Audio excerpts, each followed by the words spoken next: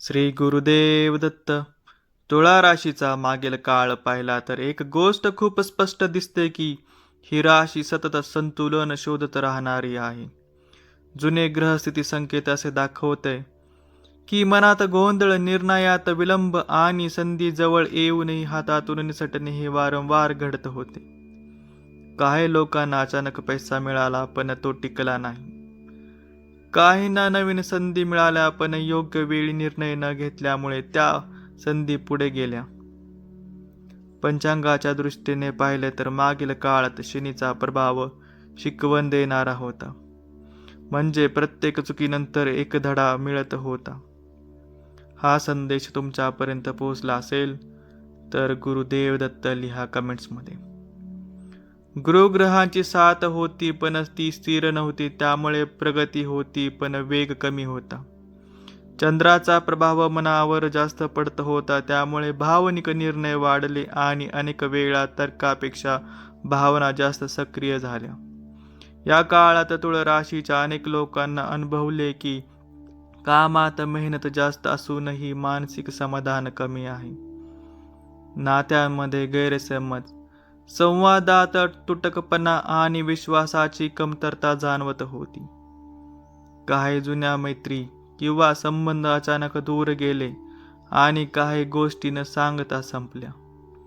हे सर्व गृहस्थीच्या क्लोजर फेजमध्ये होते. जिथे जुनी कर्मे पूर्ण होत होती, आता मात्र नवीन काळ सुरू होताना दिसतो आहे.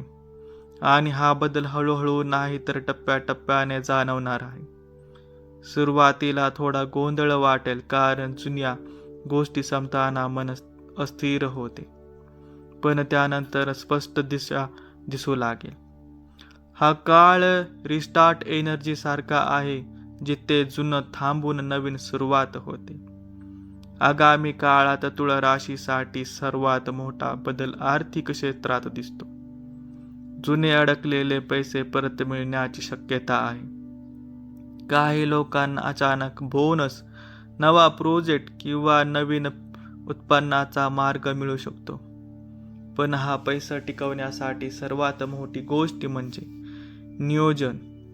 कारण या काळात पैसा येईल पण खर्चही तितकाच वेगाने वाढू शकतो. नोकरी आणि व्यवसायात मोठे बदल दिसतात. काही लोकांना नवीन ऑफर येतील, काहींना पदोन्नती मिळू शकते, तर काहींना दिशा बदलण्याची वेळ येऊ शकते. विशेष म्हणजे या वेळेस संधी अचानक येतील. काही सूचना मिळणार नाहीत, त्यामुळे सतर्क राहणं अत्यंत आवश्यक आहे. पंचांग सांगत की गुरुग्रह आता अधिक मजबूत भूमिका घेणार आहे. याचा अर्थ भाग्य हळूहळू उघडत जाईल, पण शनी अजूनही पूर्णपणे सोडणार नाही. तो अजूनही तपास घेत राहील तुमचा. त्यामुळे लवकर निर्णय घेणं धोकादायक ठरू शकते आणि अतिउशीर देखील नुकसान करू शकतो. संतुलन हेच या राशीचा खरे मंत्र राहणार आहे. नात्यांमध्ये मोठा बदल दिसत आहे. जुने गैरसमज दूर होऊ शकतात, पण त्यासाठी संवाद वाढवा लागेल.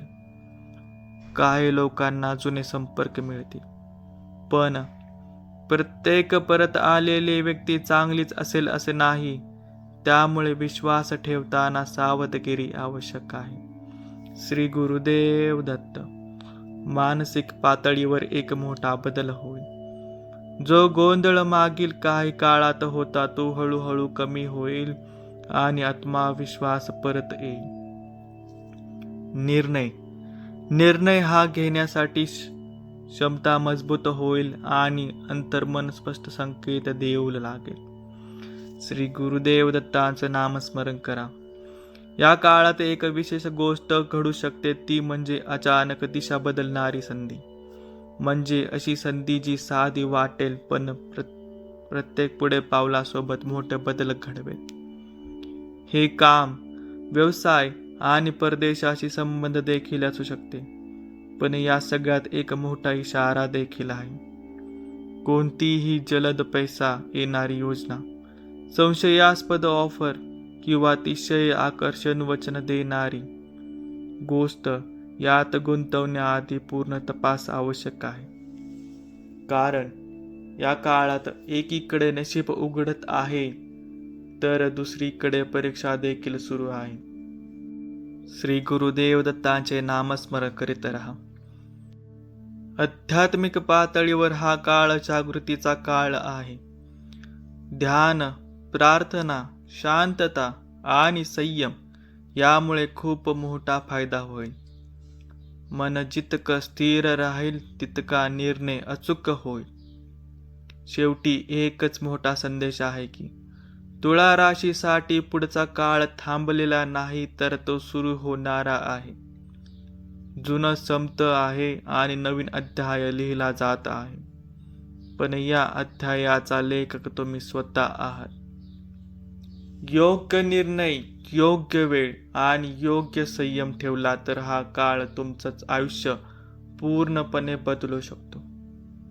व्हिडिओ आवडला असेल तर लाईक करा आणि चॅनलला सबस्क्राईब करा आणि कमेंट्समध्ये नक्की लिहा श्री गुरुदेव दत्त आणि तुमची आणि तुमच्या फॅमिलीची राय कमेंट्समध्ये नक्की लिहा.